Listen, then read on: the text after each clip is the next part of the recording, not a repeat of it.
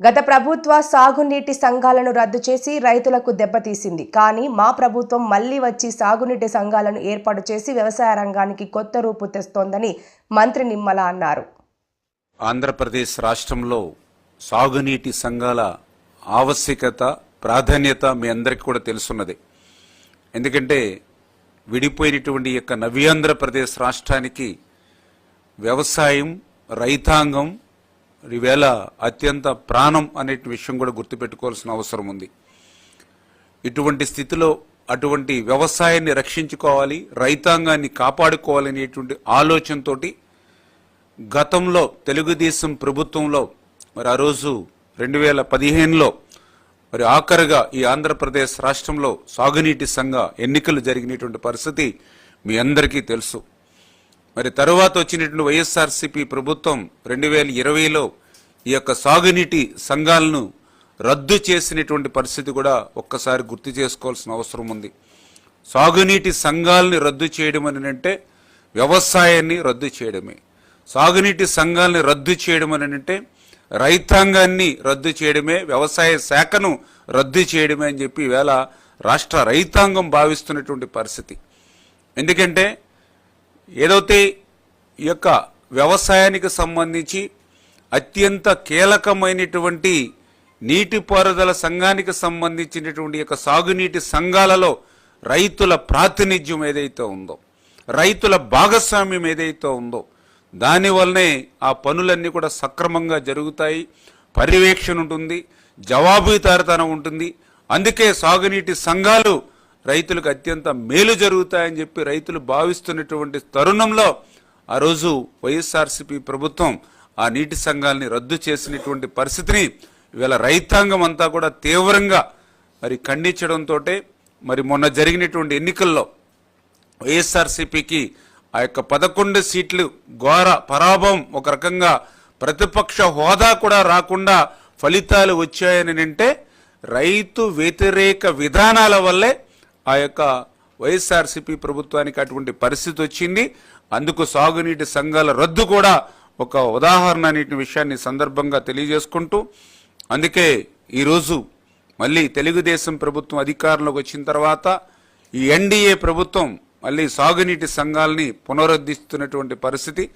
ఆ సాగునీటి సంఘాలకు సంబంధించి మరి వివిధ శాఖలతోటి అందరితోటి కూడా కసరత్తు చేసి ఏదైతే రేపు డిసెంబర్ 14వ తేదీన ఈ యొక్క సాగునీటి సంఘాలు ఎన్నికలు మరి ప్రారంభమవుతాయనే విషయాన్ని కూడా మీ ద్వారా తెలియజేసుకుంటూ, ఈ యొక్క ఎన్నికలు కూడా 3 అంచెల విధానంగా ఏదైతే డిసెంబర్ 14న మరి డబ్ల్యూఏ నీటి సంఘం టీసీ, అదేవిధంగా ఆ నీటి సంఘం అధ్యక్ష, అదేవిధంగా ఉపాధ్యక్షుల ఎన్నిక జరుగుతుంది.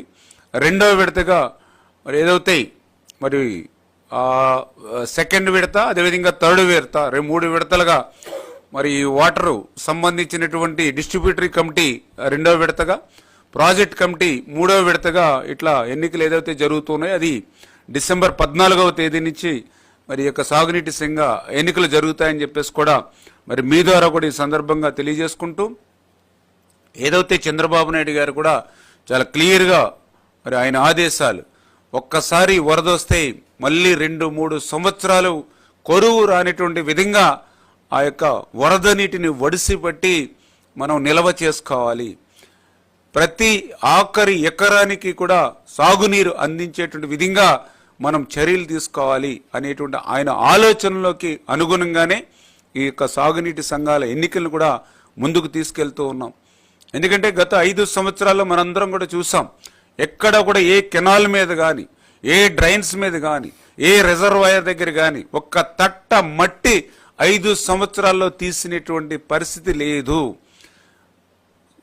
డీసిల్టేషన్ మాట్లాడుంచి ఏదైతే లాకులు కానీ, డ్రైన్స్ లాకులకు కానీ, అదేవిధంగా డ్రైన్స్కి సంబంధించి అవుట్ఫాల్ స్లూయిస్కి సంబంధించినటువంటి గేట్స్ కానీ, అదేవిధంగా రోప్స్ కానీ, కనీస మరమ్మతులు మాట్లాడుంచి గ్రీజ్ కూడా పెట్టినటువంటి మెయింటెనెన్స్ లేనిటువంటి దుస్థితి గత 5 సంవత్సరాల పాలనలో చూసాం.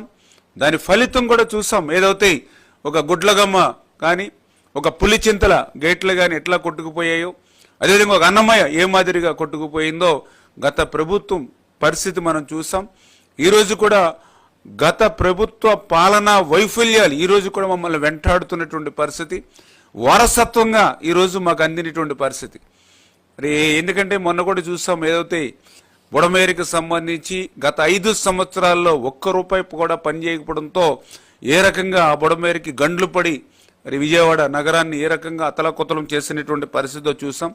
నిన్న కూడా రైవాస్ కాలనీ ఏదైతే కెనాల్ ఏదైతే రైవాస్ కెనాల్ ఏదైతే ఉందో మరి దానికి సంబంధించి కూడా ఒక గేటు నిన్న కూడా మరి పోయినటువంటి పరిస్థితి. అంటే గత 5 సంవత్సరాల్లో మెయింటెనెన్స్ లేక తుప్పు పట్టి పోయినటువంటి పరిస్థితి. ఇట్లా గత పాలనా వైఫల్యం, గత పాలనా పాపం, గత పాలనా వారసత్వం ఈరోజు ఇంకా మమ్మల్ని వెంటాడుతూ ఉంది. వీటన్నిటినీ కూడా కరెక్ట్ చేసుకుని మళ్ళీ రైతాంగానికి, వ్యవసాయానికి మంచి రోజులు రావాలనే ఉద్దేశంతో ఈ యొక్క సాగునీటి సంఘాల ఎన్నికలను త్వరితగతంగా జరగాలని ఏదైతే యొక్క శాఖల అధికారులతో కూడా ఇప్పుడే అందరితోటి కూడా మరి రివ్యూ చేసుకుని ఆ ఎన్నికలు కూడా ప్రశాంతంగా జరిగేటువంటి విధంగా శాఖల అధికారులు కూడా అందరూ కూడా సహకరించాలని చెప్పేసి మీ ద్వారా కూడా రైతాంగాన్ని కూడా కోరుకుంటున్నామని చెప్పి మీ ద్వారా తెలియజేసుకుంటూ ఉన్నాం.